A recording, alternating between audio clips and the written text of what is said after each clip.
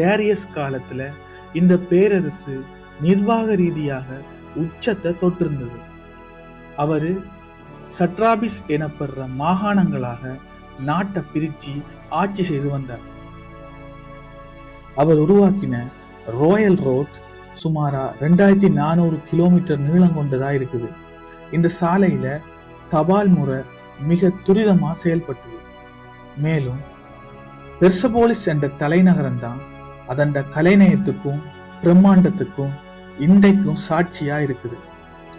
பாரசீகர்கள்ற முக்கியமான மதம் சொராஸ்டீரியம். நல்ல எண்ணம், நல்ல சொல், நல்ல செயல் என்றதுதான் இதன் அடிப்படை. இதுதான் உலகத்தின் முதலாவது ஒரு கடவுள் கொள்கை மதங்கள்ல ஒன்றா கருதப்படுது.